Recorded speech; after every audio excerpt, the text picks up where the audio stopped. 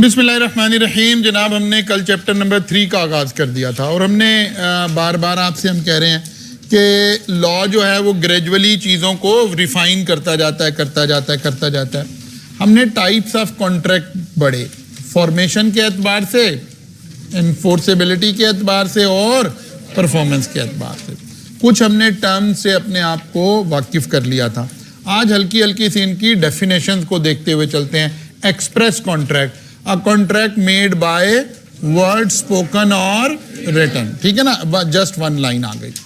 Implied contract, a contract inferred by conduct of the person और circumstances of the case. Circumstances of the case क्या थे कि आप शू shiner की chair पर जाकर बैठ गए थे, तो सर्कमस्टांसिस बता रहे थे कि आप शू पॉलिश करवाना चाह रहे हैं, ठीक है ना। कंडक्ट ऑफ द पर्सन ऐसे था कि जैसे कुली आया, उसने आपकी ट्रॉली पकड़ने की कोशिश की, आपने ट्रॉली की ग्रिप छोड़ दी, तो यहां से क्या क्रिएट हो गया? इम्प्लाइड कॉन्ट्रैक्ट हो गया। ठीक हो गई बात जी? अच्छा जी, quasi contract, contractual rights and obligation are imposed by law. यहां लॉ इन्वॉल्व हो गया। वो मैंने कल आपको एग्जांपल दी थी कि कोई वैल्यूएबल चीज आपको मिली है, तो लॉ आपके ऊपर इन्फोर्स कर रहा है कि भाई ये आपकी नहीं हो गई, आपने ये प्रोडक्ट उसके मालिक तक पहुंचानी है। आगे जाके चैप्टर 8 में इसके ऊपर डिटेल से बात करेंगे। वही लॉ चीजों को रिफाइन करता जाएगा। Void valid contract, an agreement which is enforceable by law, an agreement which is enforceable by law. Void agreement, an agreement which is not enforceable by law. Notice that a void agreement is void ab initio. Void ab initio का मतलब है void from the beginning। कल ये सारी बातें हम कर गए। void from the beginning, यानी जिस वक्त हम ऑफर करवा रहे थे, एक्सेप्टेंस कर रहे थे, ये उस वक्त भी वॉइड था। माइनर के साथ कॉन्ट्रैक्ट कर रहे थे, याद है ना?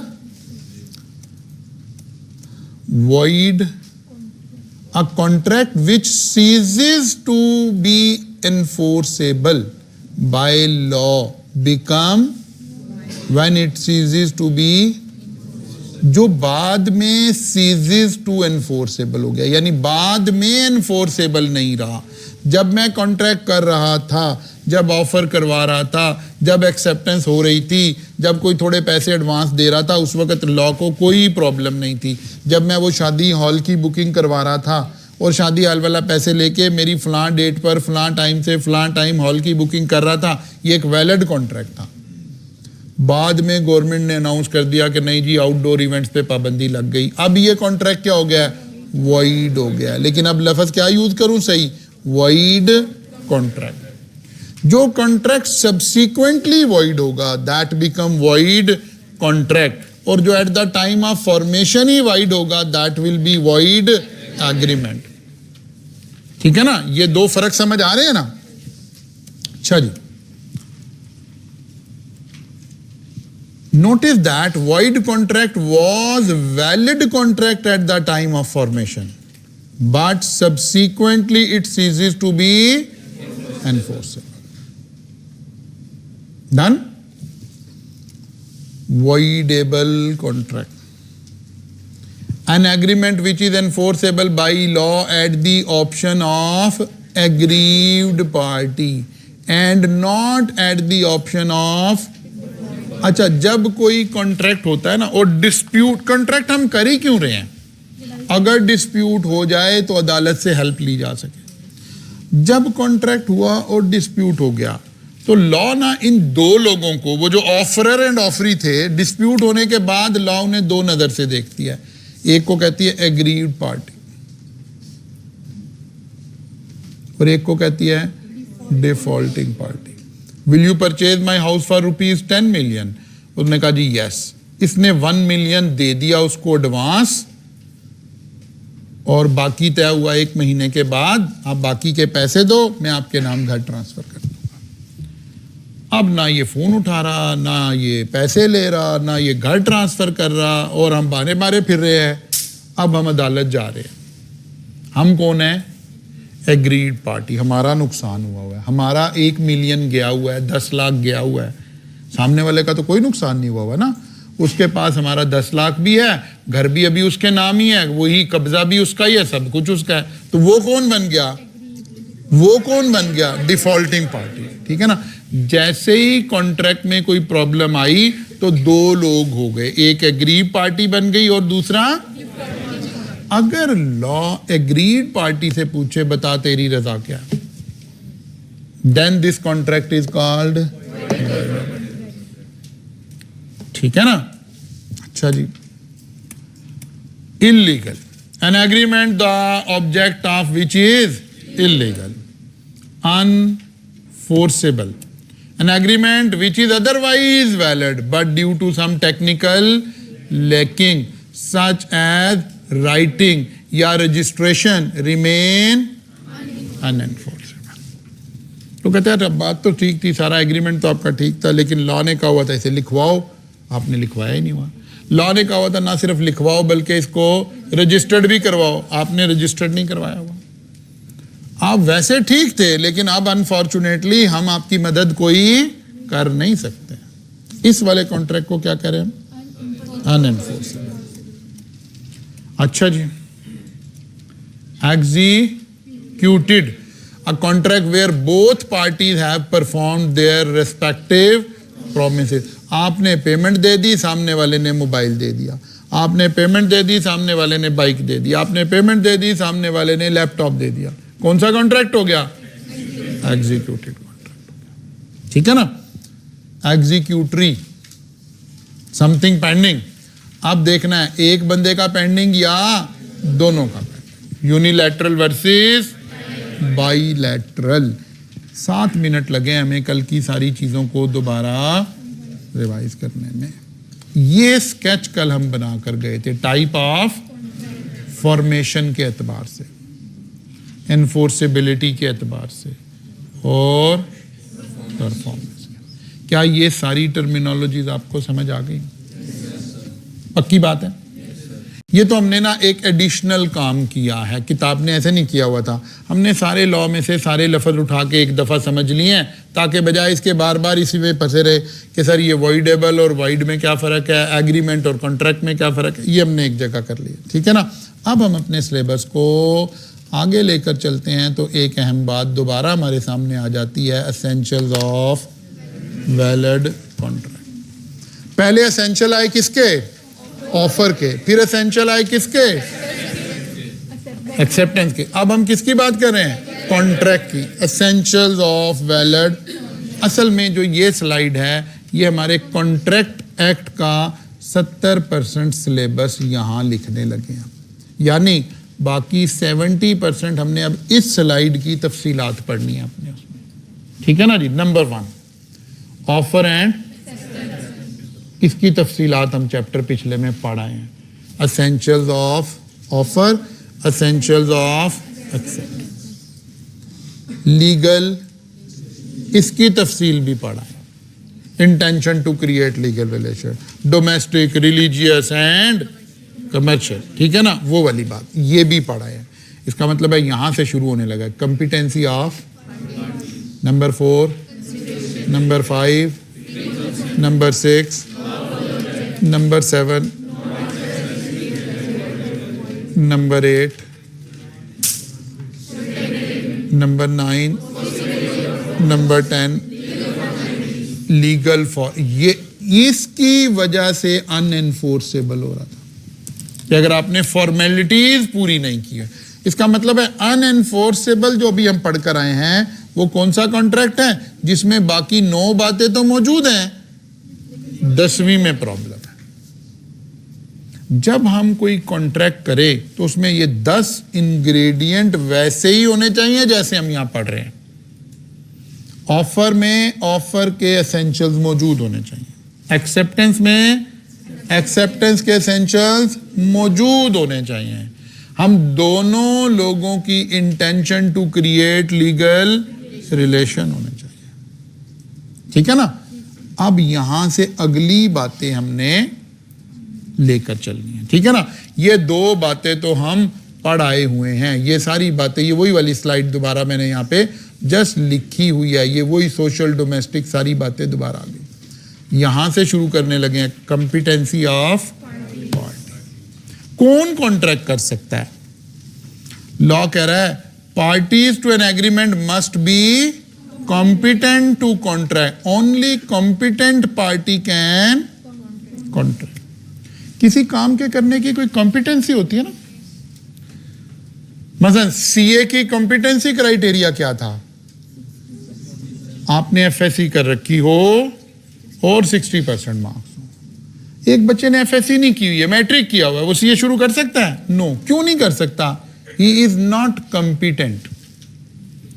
एक शख्स के 45% मार्क्स हैं, क्या वो सीए कर सकता है? नहीं कर सकता। क्यों नहीं कर सकता? He is not competent. ऐसे ही कॉन्ट्रैक्ट करने के लिए पार्टी का कॉम्पिटेंट होना जरूरी है। अब लॉ जो है ना, किसी चीज को अब फौरन हमारे ध्यान में क्या बात आ रही है इस वक्त? क्या कॉम्पिटेंसी है? वेल डन, ठीक है ना, क्या कॉम्पिटेंसी है? अब लॉ में बताने लगा, in other word person must be of the age of, पहली बात वो मेजॉरिटी की एज पे खड़ा हो। अब फिर हमारे सहज में सवाल आएगा कि जी मेजॉरिटी की एज क्या होती है, ठीक है ना। Number 2, be of sound mind and not be declared as disqualified from contracting by any law to which he is, कहता है, और इसे ना किसी लॉ ने मना ना कर रखा हो कि फिलहाल आप कॉन्ट्रैक्ट नहीं कर सकते।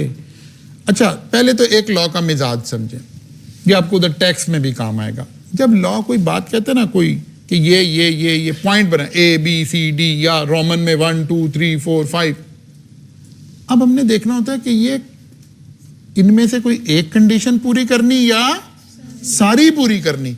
जब लिखें 1 2 3 4 5 6 7 8 9 10 चीजें हैं, 9th के बाद यानी सेकंड लास्ट के बाद हमने गौर करना होता है क्या लिखा हुआ है।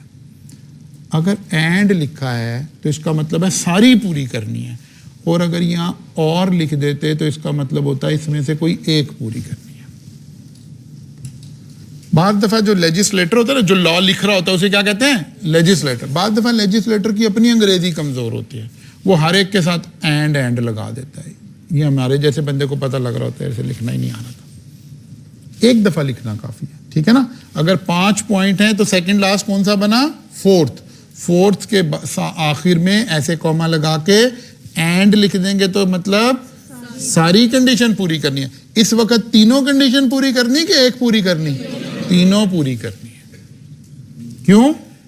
लफज एंड लगा हुआ, लफज एंड। क्या कंडीशन है जी? नंबर 1, पहले आपकी एज मेजॉरिटी की हो। नंबर 2, साउंड माइंडेड हो। इसका मतलब है कोई शख्स जो अनसाउंड माइंड है, पागल हो गया है, तो वो कॉन्ट्रैक्ट नहीं कर सकता। और आपको लॉ मना ना कर रहा हो। कुछ स्टेज होती हैं कि जहां पर लॉ, ये 7 पॉइंट में लिखा हुआ भी है, नॉट एक्सप्रेसिवली डिक्लेयर्ड एज।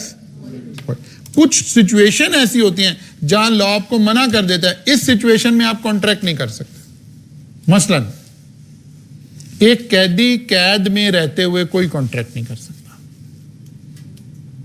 जब कोई शख्स कैद में है, वो वहां बैठकर कहे जी मैं अपना घर बेच रहा हूं इतने का, ये वो कुछ नहीं कर सकता वो, क्योंकि वो इस वक्त डिस्क्वालिफाइड हो गया, ठीक है ना। इस तरह की और भी सिचुएशन, ये बात लिखी हुई है कि इस वक्त आपके ऊपर कोई ऐसा पॉइंट ना लग रहा हो जो आपको क्या कर रहा हो? कॉन्ट्रैक्ट करने से मना कर रहा हो। मसलन आज पाकिस्तान इंडिया की ऑफिशियली जंग शुरू हो जाए, अभी जंग नहीं हो रही ना, जब अब इस वक्त मैं पढ़ा रहा हूं, अगर मैं चाहूं तो पाकिस्तान में बैठ के इंडिया की किसी कंपनी के साथ कोई कॉन्ट्रैक्ट साइन कर सकता हूं, लीगली मुझे अलाउड है, कारोबार कर सकते हैं। लेकिन अगर किसी कंट्री के साथ वॉर डिक्लेयर हो जाए तो आप उस कंट्री के शहरी से कॉन्ट्रैक्ट नहीं कर सकते उतने दिन तक जब तक वॉर चल रही है। ये पॉइंट लिखा हुआ आखिरी, not be declared as disqualified from contracting. जी वो अभी इसकी तफसील आएगी, क्योंकि बात वही ना कि आगे आगे आने की, बस इसकी कल के लेक्चर में इसकी तफसील आ रही होगी। अभी हमें 3 बातें समझना। कॉम्पिटेंट पार्टी कौन है? जिसकी एज मेजॉरिटी में हो, साउंड माइंड हो और डिस्क्वालिफाइड बाय लॉ ना, he is competent to contract. अब अगला सवाल पैदा हुआ कि भाई कॉम्पिटेंसी में कौन कॉम्पिटेंट है और कौन कॉम्पिटेंट नहीं है। कॉम्पिटेंट होने के लिए एज की अगर हम बात करें, चलो पहले एज की बात करें, पहले एज, अच्छा वो आगे जाके करनी। मेजर जो हमने लफ्ज लिखा है ना, मेजर क्या हुई है? Major, majority. जनरली मेजॉरिटी की एज है 18 साल, ठीक है ना। जनरली मेजॉरिटी की एज क्या है? जिस दिन आप 18 साल के हुए ना, लॉ ने आपको एक इंडिपेंडेंट इंसान तस्वुर कर लिया। इससे पहले आप डिपेंडेंट थे, ठीक है ना। आप बहुत से डिसीजन नहीं ले सकते थे, कॉन्ट्रैक्ट तो साइन कर ही नहीं सकते थे, ठीक है ना। आप कॉन्ट्रैक्ट साइन, अच्छा ये आम आदमी की बात हो रही, मेरी आपकी आम इंसान की बात हो रही। एक आदमी था, वो छोटा सा था, 3 साल 4 साल 5 साल, यानी 18 साल से कम था।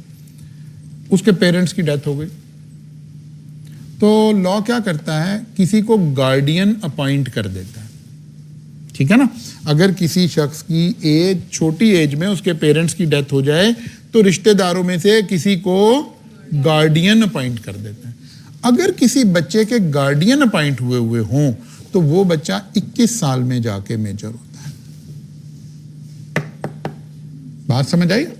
इसका मतलब है मेजॉरिटी की 2 एज चल रही है, एक आम इंसान की एज चल रही है और एक गार्डियन अपॉइंट हो जाए उसकी एज चल रही है। तो जिसके गार्डियन अपॉइंट हुए वो 21 साल में जाके कॉन्ट्रैक्ट करने के काबिल होगा, और जिसके गार्डियन अपॉइंट नहीं हुए वो 18 साल में हो जाएगा। डन। साउंड माइंड होना चाहिए, नॉट डिस्क्वालिफाइड बाय लॉ होना चाहिए। अगर ये तीनों कंडीशन किसी में मौजूद है, तो वो जो कॉन्ट्रैक्ट करेगा वो क्या होगा? और अगर इन 3 में से कोई एक, अब उल्ट कर दिया, मेजर का उल्ट माइनर, साउंड का उल्ट अनसाउंड, डिस्क्वालिफाइड का डिस्क्वालिफाइड बाय, अगर इनमें से कोई एक भी आ गई तो वो कॉन्ट्रैक्ट करेगा तो क्या होगा? अब जरा गौर करना, अगर मैंने इधर वाली बातें लिखनी हो तो एंड लगा हुआ है, और अगर इधर वाली बातें लिखनी हो तो कोई एक भी बात आ जाएगी तो आप डिस्क्वालीफाई हो जाएंगे। यानी एक माइनर है लेकिन साउंड माइंड है, तो क्या ये कॉन्ट्रैक्ट कर सकता है? नहीं कर सकता। या एक मेजर है लेकिन अनसाउंड माइंड है, क्या ये कॉन्ट्रैक्ट कर सकता है? नहीं कर सकता। ये जो कॉन्ट्रैक्ट अब लॉ से करने से पहले ही मना कर रहा है, इसीलिए नीचे क्या लिखा हुआ? Void agreement. क्लियर हो गई बात जी? कॉम्पिटेंसी ऑफ पार्टी समझ आ गई? अच्छा जी। कंसीड an agreement must be supported by lawful consideration has been defined as price paid by one party for the consideration require not only presence of consideration but also lawfulness of consideration। कहता है यार एक बात याद रखो, जब आप offer करवा रहे हो और एक्सेप्टेंस हो रही है तो इसमें कंसिडरेशन भी होनी चाहिए। अगर will you purchase my house, वो कहता है यस, तो प्रॉमिस हुआ है, कॉन्ट्रैक्ट नहीं हुआ, क्योंकि कंसिडरेशन का तो जिक्र नहीं हुआ। कहते हैं लेकिन एक बात समझें यहां जरा, लॉ की एक बारीक बात समझें। कहता है कंसिडरेशन का होना जरूरी है और उसका लॉफुल भी होना जरूरी है। कहता है will you purchase my house for ₹10 million. अब 10 मिलियन की जगह मैंने आपको कहा जी ड्रग्स वर्थ 10 मिलियन। अब कंसिडरेशन, ड्रग्स किसी को देना लॉफुल है? नो। अब कंसिडरेशन तो है लेकिन लॉफुल नहीं है, तो ये भी कॉन्ट्रैक्ट, यानी कंसिडरेशन का होना जरूरी है और उसका लॉफुल होना जरूरी है। और एक बात और यहां लिखी नहीं है, उसको भी समझें, कंसिडरेशन का फेयर मार्केट वैल्यू पर होना जरूरी नहीं है। मसलन एक घर है 5 करोड़ का, मैं आपको कहता हूं will you purchase my house for 2 crore, तो लॉ को कोई एतराज नहीं, भाई मेरा घर है, मैं 5 करोड़ वाला 2 करोड़ का बेच रहा हूं, इसमें कोई प्रॉब्लम नहीं है। हाँ, मैं आपको फ्री दे रहा हूं, इसमें लॉ को प्रॉब्लम है। There must be consideration, consideration must be lawful, fair value होना जरूरी नहीं है। कभी आपने देखा है हिस्ट्री में आप पढ़ते हैं कोई ऐसा बड़ा मुकदमा आ जाता है, ठीक है, और कोई बड़ा वकील उठता है उस वक्त का, ऐसा वकील जो 4-4, 5-5 करोड़ रुपया एक केस के लेता है। वो कहता है यार मैं ये मुकदमा लड़ूंगा, मैं 1 रुपया फीस लूंगा। भाई जब आपने 5 करोड़ छोड़ दिए हैं तो ये 1 रुपया भी छोड़ दें, आप कहें जी मैं फ्री करूंगा। नहीं, फ्री करेगा तो कॉन्ट्रैक्ट ही नहीं होगा। दैट इज द रीजन कि कोई बड़ा ऐसा कोई रिलीजियस कोई इस तरह का मसला आ जाए ना, जैसे हम ये हिस्ट्री में पढ़ते हैं, अल्लामा कायद आज़म रहमतुल्लाह अलैह ने मुकदमा लड़ा था इनका, ला हौला वला कुव्वता, यार तुम्हें भी नहीं नाम याद है ना? तुम्हें तो याद होना चाहिए, तुम तो अभी पढ़ के आए हो यार। वो जो तौहीन रिसालत वाला जो बड़ा गाली इल्मुद्दीन शहीद, ठीक है ना, तो कायद आज़म ने उनका मुकदमा लड़ा था। अब कुछ मुकदमात होते हैं इंसान ऑनर के लिए लड़ता है और उस कॉज को बताता है कि मैं इस कॉज में यहां खड़ा हूं, ताकि तारीख में पता चले मैं किधर खड़ा हूं। तो तारीख में अपने आप को सही तरफ खड़ा रखने के लिए आप अपने आप को पेश करते हो कि यार मैं ये मुकदमा लड़ूंगा, और फिर आप कहते हो कि यार मैं 10 रुपए लूंगा, आपकी फीस है 5 करोड़, तो भाई 10 क्यों ले रहे हो? क्योंकि कंसिडरेशन का होना जरूरी है, फेयर वैल्यू होना जरूरी नहीं है। कंसिडरेशन जब भी जिक्र आए आपने 3 बातें देखनी है। क्या कंसिडरेशन मौजूद है, क्या कंसिडरेशन लॉफुल है, क्या नहीं देखना, फेयर मार्केट वैल्यू नहीं। हाँ, फेयर मार्केट वैल्यू नहीं है तो हमें एक शक पड़ रहा है, वो चैप्टर 4 में जाके उस पर दोबारा बात करेंगे कि यार ये 5 करोड़ का घर 2 करोड़ का क्यों बेच रहा है, कहीं इसके ऊपर कोई प्रेशर तो नहीं है, कहीं से गन पॉइंट पे तो नहीं साइन करवाए हुए, ये शक पड़ रहा है कि नहीं पड़ रहा।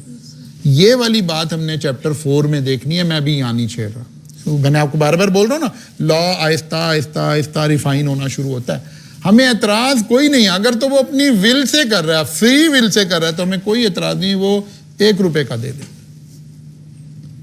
लेकिन हमें देखने की जरूरत है, हमें 2 शक पड़ रहे हैं, कहीं उसे गन पॉइंट पे तो नहीं है काम करवाया, या कहीं वो अनसाउंड माइंड तो नहीं था, उसे अपना फायदा पता ही नहीं था। मतलब एक आदमी ना बेचारा मेंटली रिडेंडेंट है, आप उसे कहते हो यार ये 50,000 रुपए की चीज देनी है, कहता नहीं मैंने 50 की नहीं देनी, मैंने 5,000 की देनी है।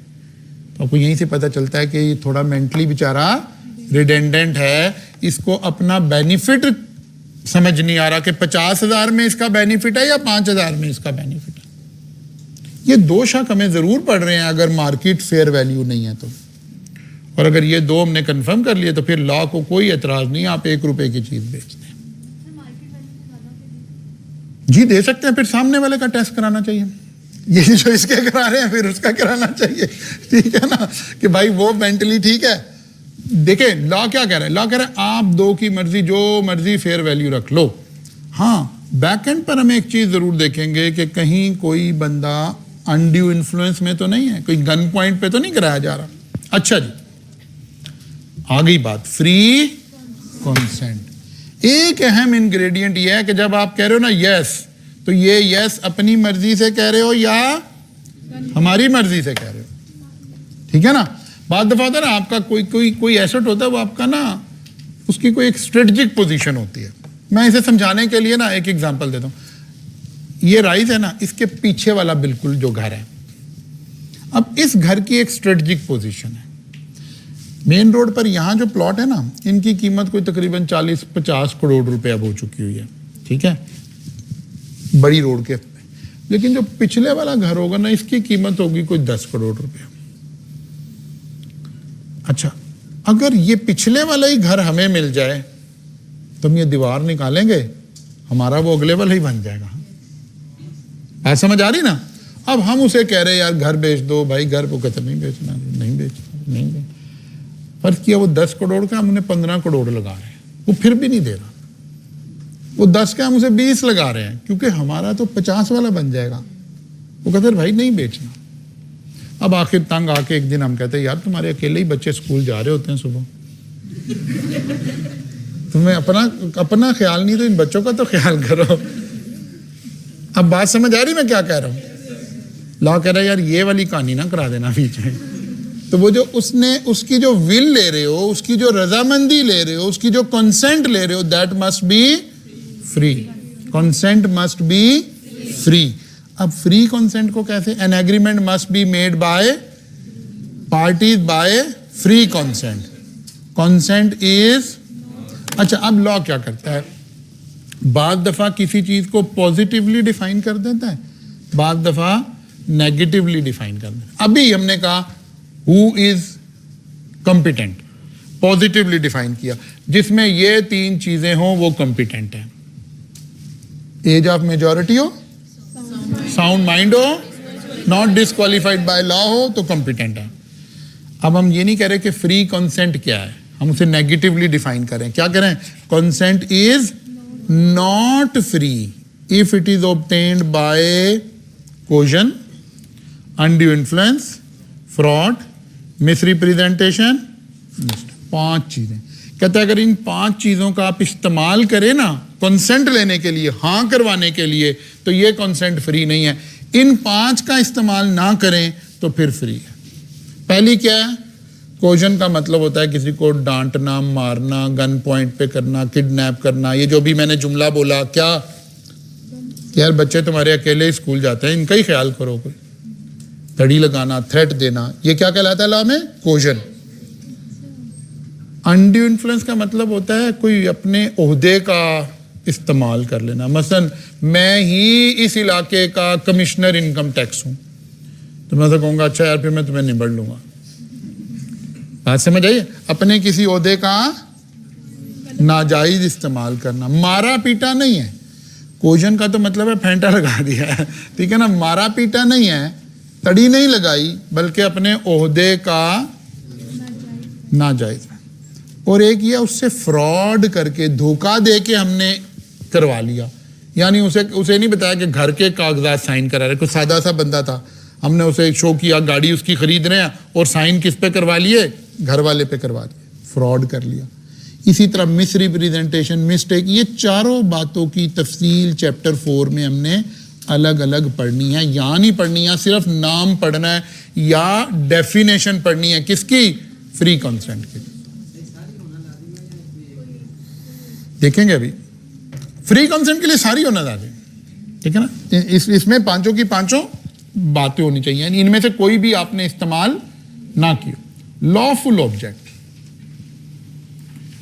Object of an agreement must be, an object is said to be. इसका मतलब फिर नेगेटिव आ गया, फिर नेगेटिव डेफिनेशन आ गई कि यार अनलॉफुल चीज क्या है?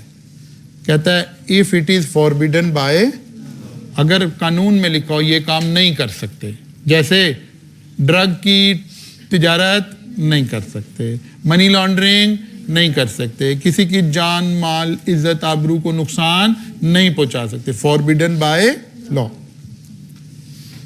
Is of such a nature that if permitted would defeat the provision of any. कहता है यार ये कैसी बात है, बज़ाहिर तो गलत नहीं है, लेकिन अगर हम इसे अलाउ कर दें ना तो ये किसी लॉ की जो रूह है ना उसको धोखा दे रही है। ये मैं समझाता हूं अभी।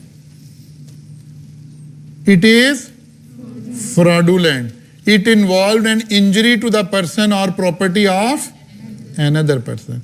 The court regard it as immoral or opposed to public। कितनी चीजें? 5। वो कहता है अगर इन 5 में से कोई एक भी आ जाए ना तो फिर लॉ के वो क्या हो जाएगा? लॉफुल ऑब्जेक्ट नहीं रहेगा। पहला तो सादा सी बात है, तीसरी भी सादा सी है कि कोई फ्रॉड है, चौथी भी सादा है कि किसी की जान माल इज्जत आबरू, 5वीं भी सादा है कि कोर्ट उसे कहे कि ये बात इमोरल है या अगेंस्ट पब्लिक पॉलिसी है, अवामुन्नास के लिए गलत है, तब भी वो क्या हो जाएगा? अनलॉफुल हो जाएगा। मसला रह गया पॉइंट नंबर 2 का। वो कुरान में वो एक कौम का जिक्र आता है ना, जिसे मछली के शिकार पर पाबंदी लग गई थी, हैं? आता है ना, कौन से दिन? हफ्ते के दिन। तो अल्लाह ने हफ्ते के दिन मछली के शिकार पे पाबंदी लगा दी कि आप दरिया में से, समुंदर में से मछली नहीं पकड़ेंगे। तो उस कौम ने क्या किया था, उन्होंने कहा ये दरिया है ना, वो क्या करते थे, दरिया में से रास्ता बना के इधर तालाब बना लेते थे, मछलियां इधर ले आते थे और फिर यहां से पकड़ लेते थे। कहते थे हमने तो दरिया से पकड़ी नहीं, अल्लाह ने तो दरिया से मना किया, हमने तो इस तालाब में से पकड़ी है। ये अल्लाह के उस कानून को धोखा देने के बराबर होगी ना बात, कि आप ऐसी इंटरप्रिटेशन कर रहे हैं, क्या करें, नहीं नहीं मैंने तो ये किया ही नहीं है। वो कहता जी मैं कसम लेने, मैंने आज तक रिश्वत के पैसे को हाथ नहीं लगाया। कहते फिर आप क्या करते? कहते मैं अपने जूनियर को बुलाता हूं कि पकड़ लो भाई। ये बात समझ आ रही है? वो कह रहे बाज दफा लॉ में ऐसी सिचुएशन क्रिएट हो जाती है कि आप इस तरह की बातें कर रहे होते हो कि यार मैंने तो समुंदर से मछली नहीं पकड़ी, मैंने तो साथ जो खाला बना हुआ था ना वहां से पकड़ी है, अल्लाह के हुक्म की कोई गैर मैंने नहीं तोड़ा नहीं है। और यार मेरे से कसम ले लो मैंने रिश्वत के पैसे को कभी हाथ भी नहीं लगाया। कहता है फिर इतना पैसा आता कैसे? कहता है जूनियर को बुलाता हूँ, वो हाथ लगाता, मैं नहीं लगाता, मैंने आज तक कभी रिश्वत दी नहीं है। कहते हैं काम तो तेरा कोई रुकता नहीं। कहता नहीं, वो जूनियर को कहता हूँ वो देख के आता है। तो एक ही बात होगी ना, कल इसके ऊपर यहां से